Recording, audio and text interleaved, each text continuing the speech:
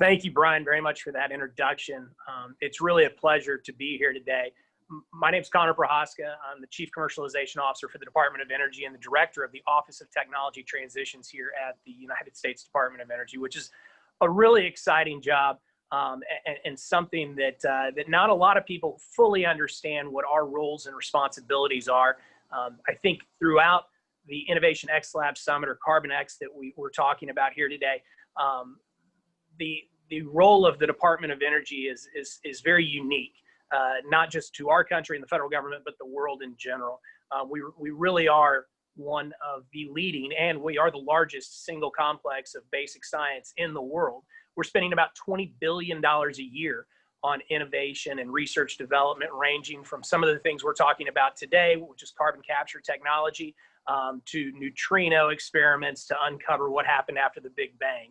And so our role in that is very limited if we are not reaching out consistently and making sure that we're engaging in private sector partners, interagency partners, places where we can really take that basic science, that basic technology, and put it into practice and make an application of it and do what our role is here in the Office of Technology Transitions, which is to maximize that $20 billion US taxpayer investment and make the maximum impact that we possibly can with it. So it's a really cool job, and it's a really awesome office that has been built up over the last few years to a place where we now have the resources and ability to host things. And Innovation X Lab is a series through OTT, and this being our 7th installment of this is very exciting to see this type of interaction occur in so many different areas as we've gone forward. Collaboration always has been core to the DOE's mission. Two things are core to the Department of Energy's research mission is one, we solve big problems. It started with the Atomic Energy Commission, it started with the Manhattan Project, and it continues today. And the challenges that we face today are always serious, but they're always something that we can work together in public-private partnerships, and with the United States willpower, we can conquer these challenges and get there together. Now more than ever, the partnerships are going full speed.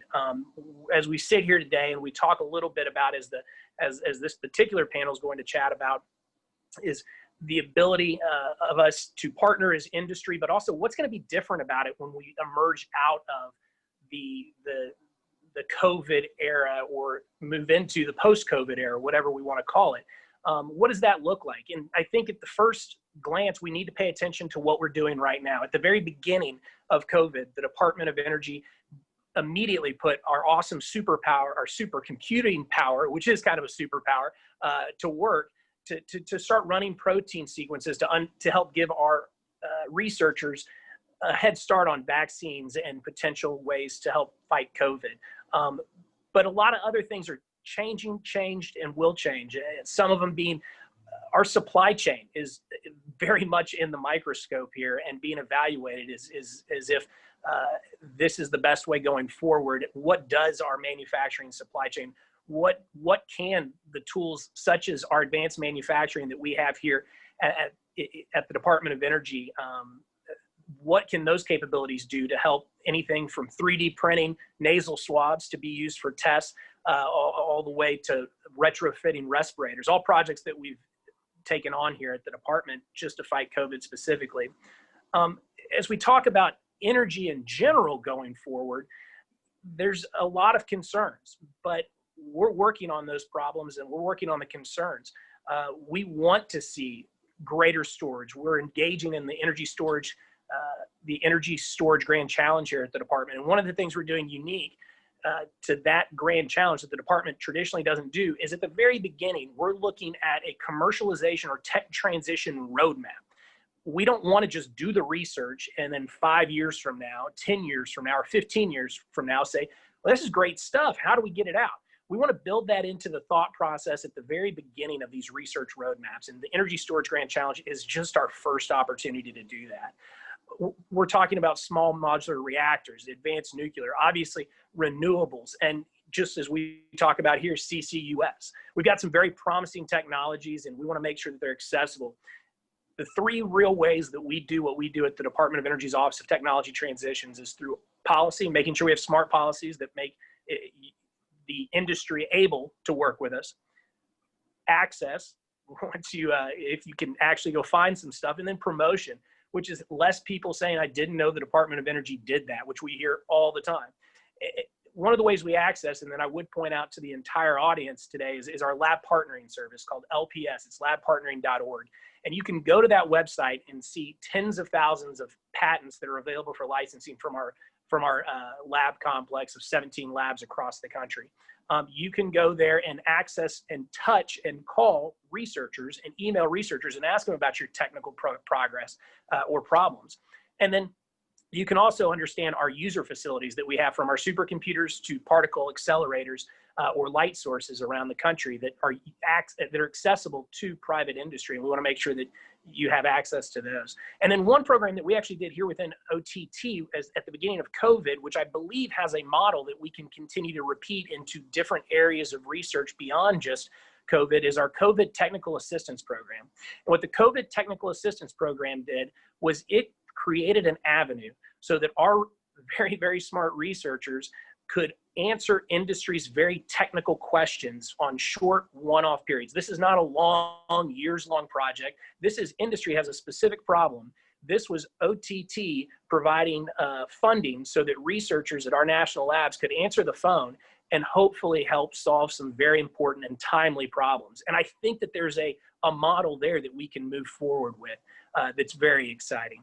You know, I'm excited about the conversation today. I'm excited about the fireside chats because it's not just one person talking over another here. And so I'm very excited to be here with you, Jeff, and to really get some of your awesome insights as someone who has been kind of advising on the cutting edge of so many industries, business models, and some of the things that are going to evolve and change in the next step. So thanks for everybody for inviting me, and thanks for the time today. And I'll hand it over to you, Jeff, for some thoughts.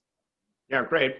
Thanks, Connor. And yes, I do spend a lot of my time helping clients, helping companies on the cutting edge, but I have to say your job sounds pretty cool. And what you guys are doing there sounds pretty cool. So hopefully at some point, if we ever get back to some degree of normalcy, we can have a visit. So thanks very much for having me here. I am here, I think, in some ways in our fireside chat to represent the perspective of industry. I don't claim to have the right or the breadth of knowledge to represent everyone in industry, but I've been in the field of consulting and consulting in the energy space long enough to, I think, have been able to bring some interesting insights to what's happening right now. And you know, when I think about the topic broadly of energy, obviously energy producers and those in the energy production system are part of industry.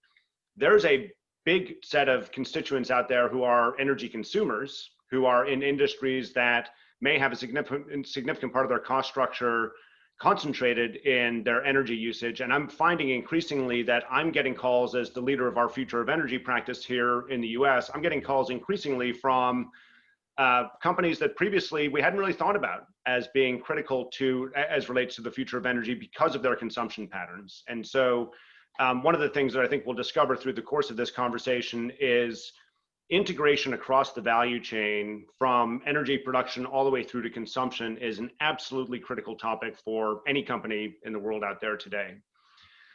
A lot of what I've spent my time on over the course of the last, call it 6 or 7 months or so, it happens to directly coincide with the pandemic, either fortunately or unfortunately, is helping get beyond the traditional perspective that a lot of our clients across all of those industries have had as relates to the future of energy. And if I could overcharacterize it for effect, what I would say is that, you know, really for the course of the past, call it decade or so, when we talk about uncertainty and scenarios for the future, most companies in their strategic planning process essentially pick 1 or 2 vectors that they think are critically important, call it the rate of decarbonization or carbon pricing or what have you.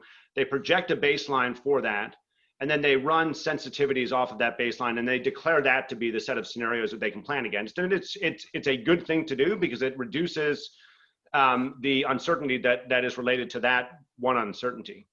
The issue we've got, though, as a society is that there's more than one vector that impacts what the future of energy is going to be. And in fact, it's a massive combinatorial challenge to take into account all the different things that will impact the future of energy, whether you're talking 10, 15, 20, or 25 years out. And so what we set out to do at Deloitte about 8 months ago, actually, was to try to actually build the model that takes into account all of those uncertainties. Without getting into all of the detail behind what we discovered along the way, one of the things that was important to us as we set off down this path was to, first of all, be comprehensive, try to take into account all the different driving forces that might impact the future of energy, but then be realistic about, of all those driving forces, which things are really uncertain versus which things have actually stopped being uncertain. They're just a trend. We may not know the landing place, we may not know the rate, but they're actually we just need to accept that they are happening. And so, as an example of some things that are happening, we know that energy demand will increase, but we also know that the rate of growth is going to decrease and will continue to decrease. We know that decarbonization will increasingly be an important topic to society. We don't know at what rate, we don't know what the landing point is going to be, but those are things that we can just declare to be trends. What we discovered, though, is that there are still, and again, without going into all the details, there are 19 things, 19 general uncertainties that still exist as relates to the future of energy that we have to take into account as we try to describe different and competing versions of what the future might look like. So what is the nature of improvement in energy storage, for example? What does CCUS do in terms of technology? How do we think about the public and policymaker response to climate change? And so we took all of those things into account. And by the way, we're happy to share this research with anyone. I'm going through it at a very high level right now. We ultimately decided that the two vectors that will most directly influence the future of energy are, number one, the nature of societal response to climate change, and whether it's proactive or reactive. And number two, the degree of collaboration around the world as relates to not just the topic of climate change, but do we actually have a truly global approach to advancing into the future, or do we have something that's more regionalized and perhaps nationalistic and what have you?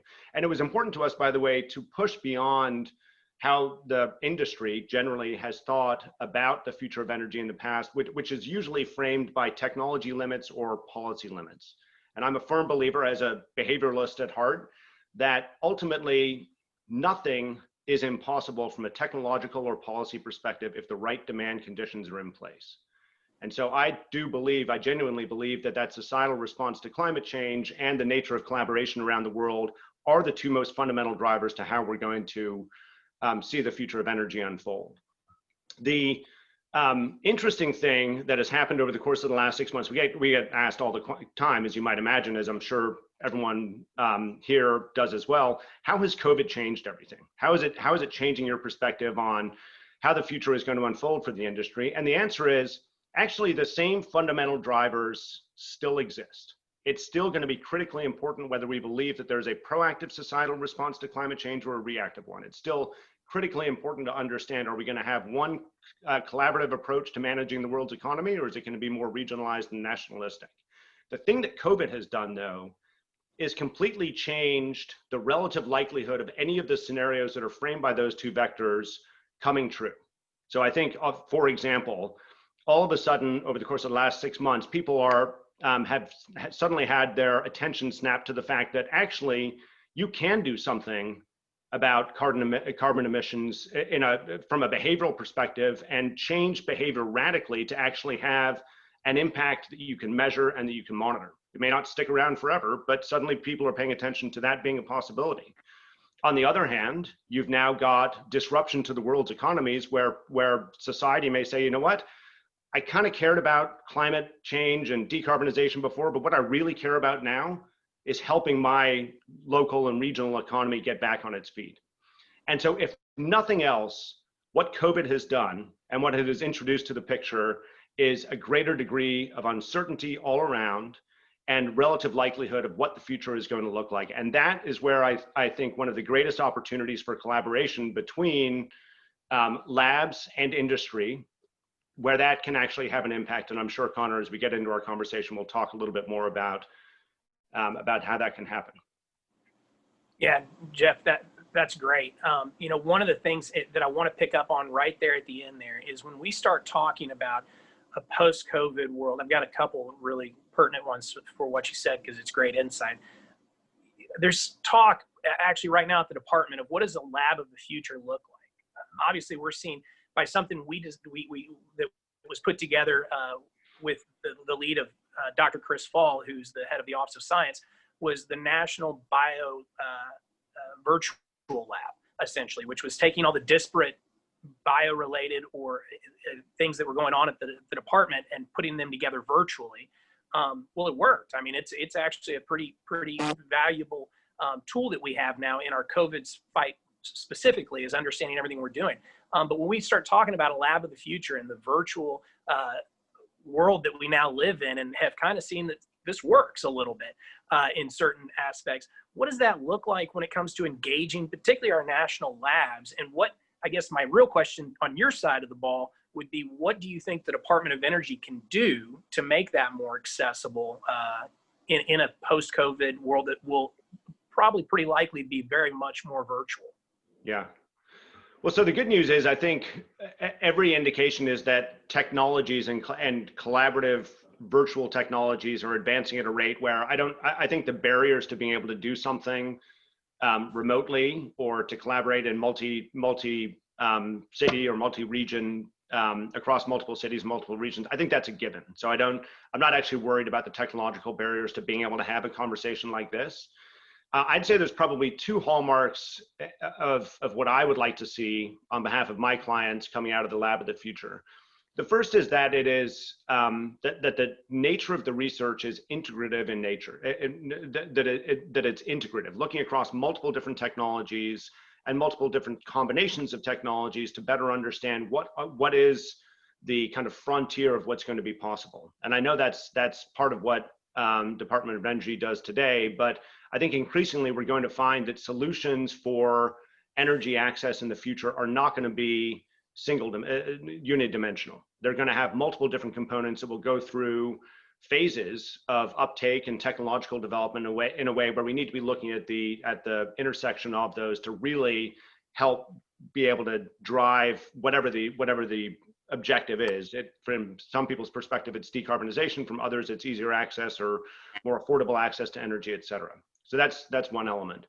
The other element is, and this may sound sort of contradictory to the way a lot of people think of the Department of Energy's mission, I would love to see much more of a behavioral element to the work that the lab does. And so, and I don't claim to know everything that you do, but I do know, I think, at least I believe very deeply, that the key to unlocking the future of energy, the way that the world will look 20 or 30 years from now, is going to be somewhat technological. It's going to be somewhat based on the innovation that we're able to unleash in the space, but it's also going to have a lot to do with behavioral change and belief systems that individuals, not just consumers who are, for example, demanding to look through their value chains to understand the provenance of what they buy, but also business people and government officials as they try to understand the moves that they can make. And ultimately, I think especially when you're looking at anything that has some degree of uncertainty in it, you can't necessarily ask people to predict how they're going to behave, because people don't know, especially in a world where we just don't know what the future is going to look like.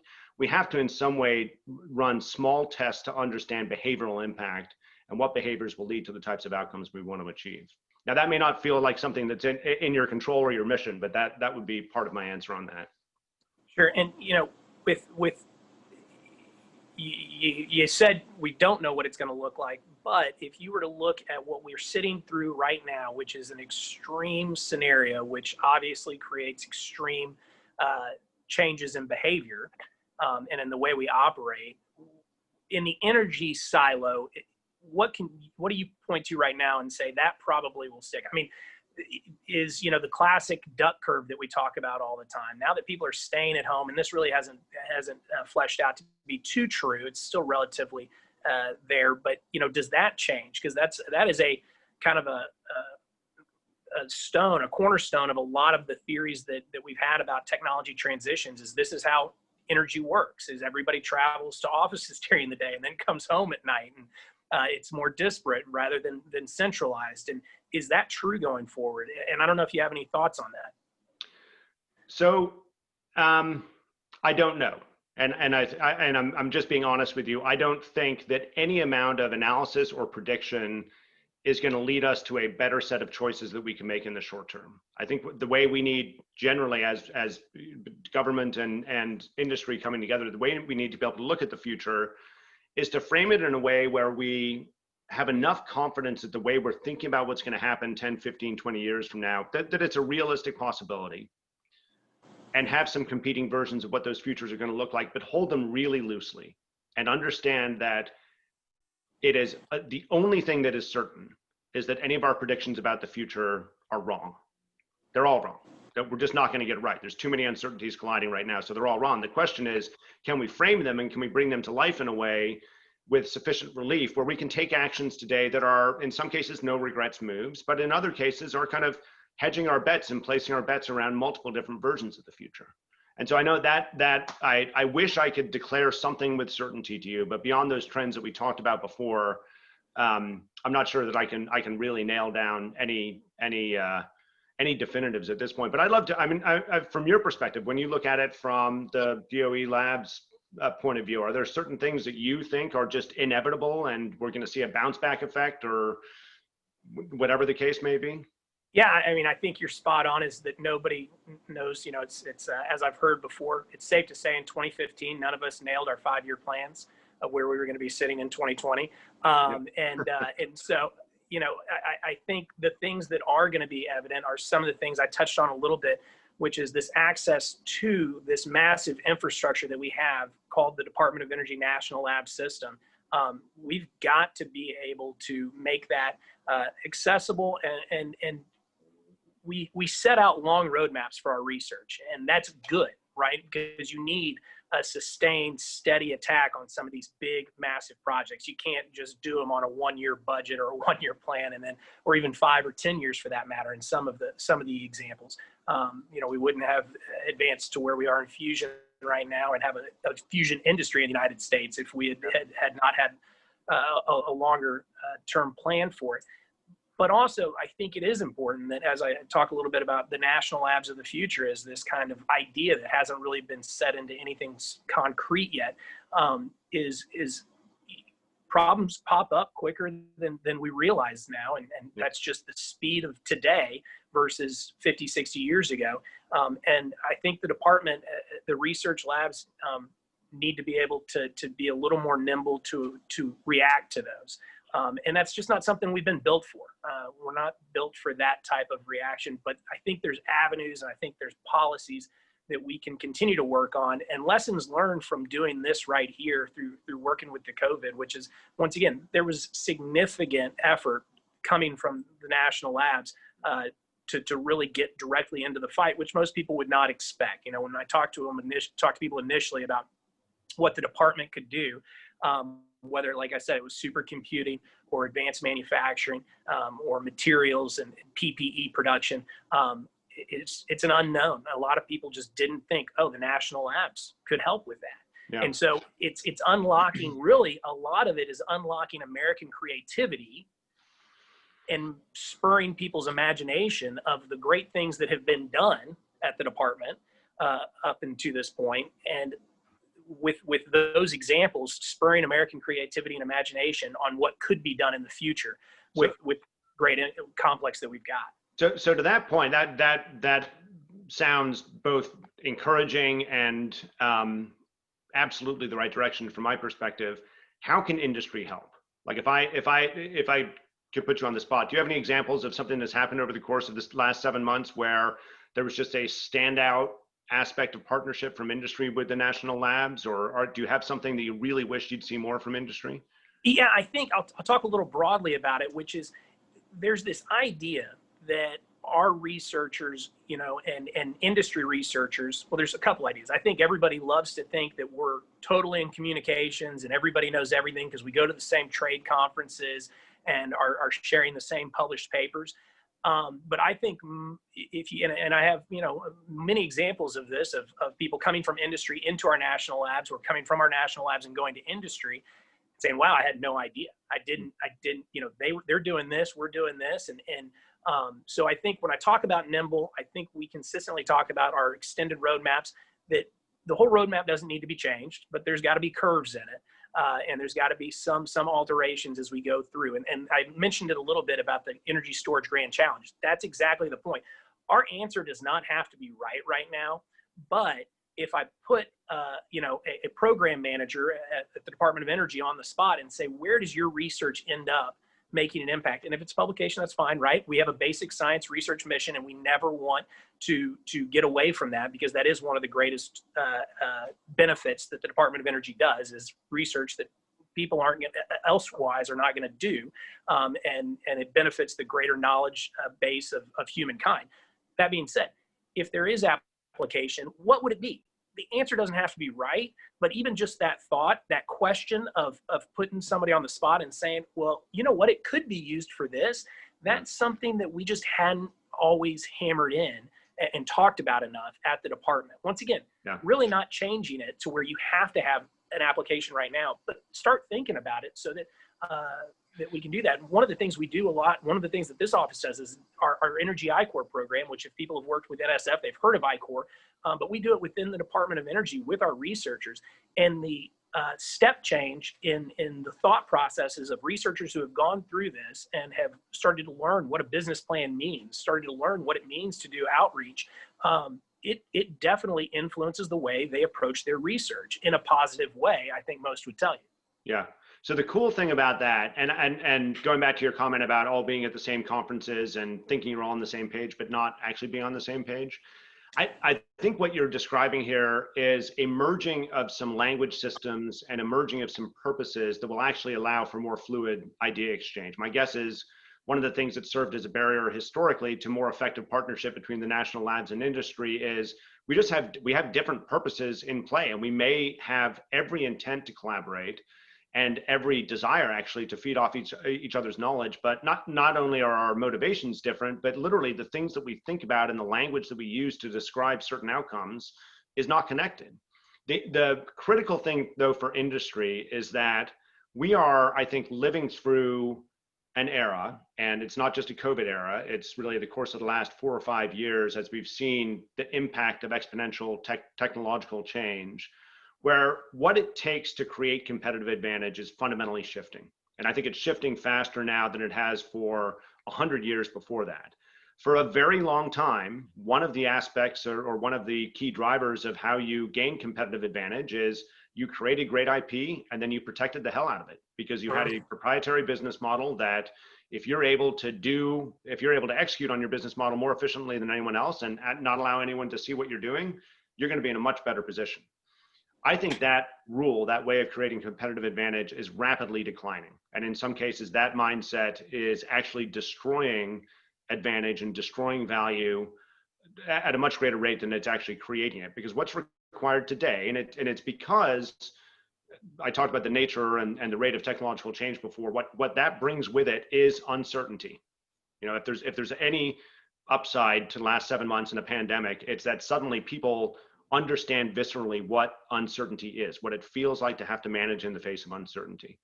When you live with uncertainty, and this is going to be true once we're well past the pandemic as well, we're going to continue to live with uncertainty. But the way to deal with uncertainty is not to put up your barriers and have proprietary business models and protect your IP. It's to work with others, because others have better sensing systems than you have. They have better access to information and technologies than you do. And the more you can be part of and orchestrate an ecosystem to drive a solution, the more likely you are to actually be able to exist into the future. And that's particularly true for incumbent businesses in any sort of industry that have a traditional business model that has led them to success today. Well, so I'd put two things on that. One, you know, we value obviously public-private, as we've been talking about in our industry partnerships, but also we understand, you know, there's a worldwide scientific community that is intertwined and independent. That being said, we also are entering a different type of kind of aggressive world when it comes to whether it's IP or research. And I think what's a little bit different about this, let's call it tension in the world right now, rather than when it was just purely military. This is a tension that is now a lot of times being created by different rule sets when it comes to IP and proprietary stuff on an international scale. And it's directly affecting private industry in a way, in industries that weren't previously affected. You know, when in previous conflicts or issues worldwide, maybe certain, but this is, I mean, this is the baseline of our economy, and that is being threatened, for lack of a better term. And so how does the United States, as the federal government, work with the private industries that are at risk to make sure that we're making smart decisions and implementing smart policies that appropriately protect and drive this forward and drive the U.S. economy forward, while also still thriving off of the interconnection of the research community, of the industries, of the global interconnectivity that exists now. So that I think is really well said. The flip side of risk, though, is opportunity. So I know there's a lot of reason to think about disruption and concerns about the way the world is unfolding and the way the energy system is unfolding. But with any sort of risk of disruption or threat of disruption comes the opposite, which is great opportunity to do things differently and to shake up old business models and old ways of collaborating to be able to advance into the future. And that's why I'm, on behalf of industry, even though I said I couldn't speak for all of industry before, that's why I'm so excited about what we might be able to do together. But I think that, you know, that is a perfect point right there. And I know we're kind of running a little bit on time here, but as we sit here and talk about carbon capture, utilization, and storage technologies, and the opportunities that exist, they come from risks. They come from issues. They come from industry that has been feeling risks, and they're looking for new opportunities to utilize carbon and see what's next and see what we can do with it. And so it's a great point to end on, which is with risk come opportunities. And we're actually talking to an industry right here and now that are living and breathing that. And doing some pretty exciting things with that. So I know we're kind of at the end of time of our discussion, but I'm excited now to take some Q&A and continue the conversation a little bit. So. Yeah, likewise. And thanks. That was fun. I enjoyed the conversation and look forward to hearing from everyone else. Great.